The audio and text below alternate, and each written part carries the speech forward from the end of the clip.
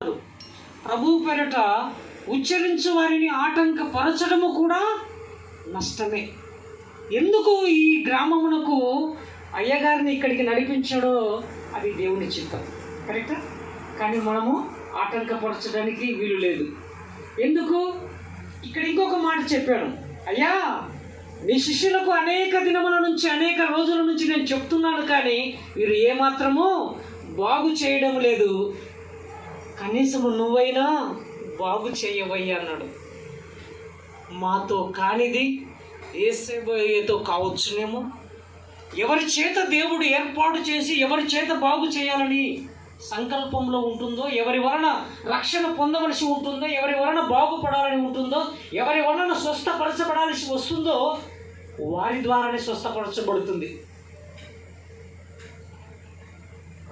వేలూరులో ఉన్నటువంటి ఆ యొక్క పెద్ద ఎక్కడ హాస్పిటల్ ఉంది, అది కట్టించినటువంటి వారు ఎవరు?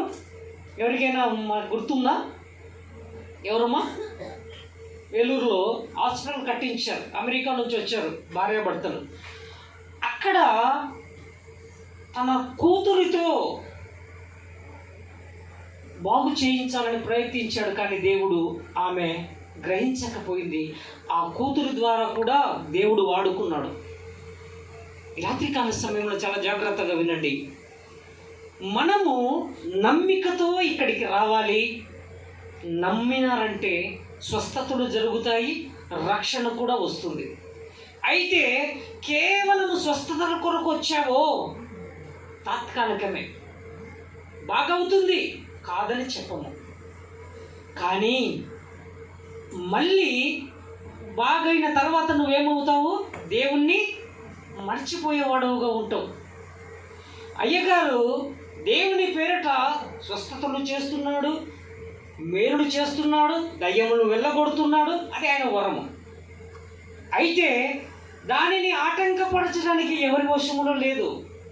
కానీ మీరు నమ్మండి, నమ్మితే మేలులు పొందుతారు, ఆరోగ్యము పొందుతారు, దేవుని కృపావరములు కూడా పొందుతారు.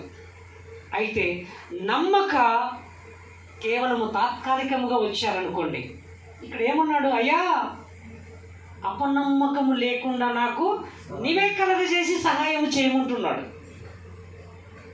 మనలో ఎప్పుడు తెలుసా, ఇటుకు వస్తే బాగా అవుతుందని ఒక దిక్కు ఉంటుంది, రెండో దిక్కు ఏముంటుంది? అవుతారే కదా, అవుతారే కదా, అవుతారే కదా.